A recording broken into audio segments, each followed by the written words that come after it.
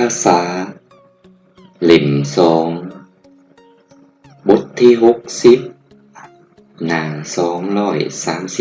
237ห้องป.2อนุสาวรีย์นักรบนิรนามอนุสาวรีย์นักรบนิรนามแม่นบ่ระลึกถึงผลงานของทหารตำรวจและพนักงานที่เสียสละชีวิตในการสู้รบกับศัตรูในสมัยสงคราม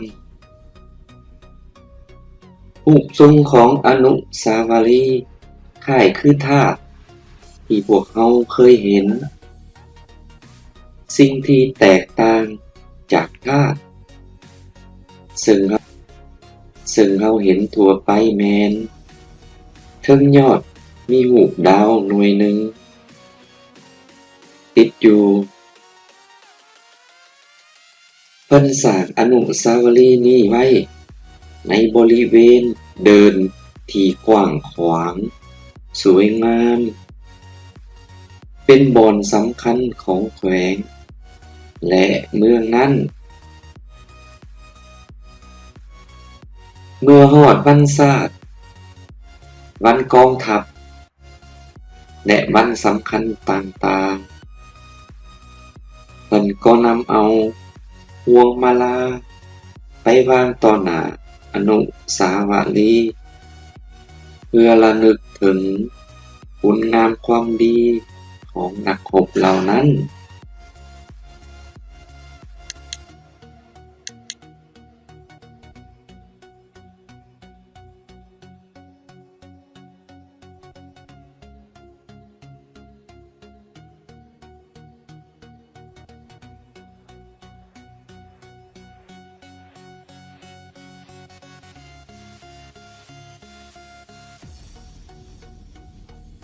Sống ngự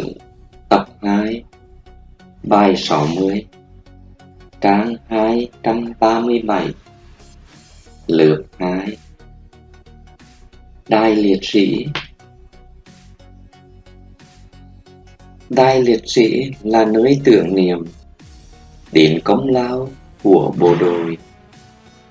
công an và cán bộ đã hy sinh trong cuộc chiến đấu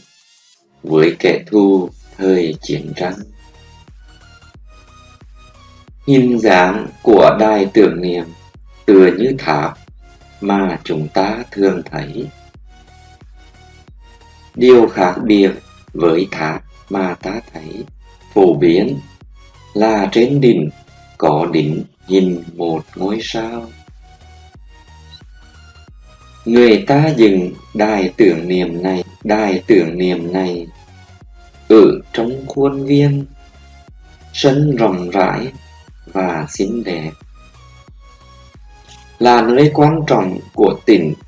và huyện đó. Khi đến ngày quốc khánh, ngày lễ quân đội và các ngày quan trọng khác, người ta đã đưa vòng hoa đến đặt trước đài liệt sĩ để tưởng niệm đến công trạng của các chiến sĩ đó. เพื่อนๆจือซับสไครบ์สนับสนุน Channel แน่เด้อ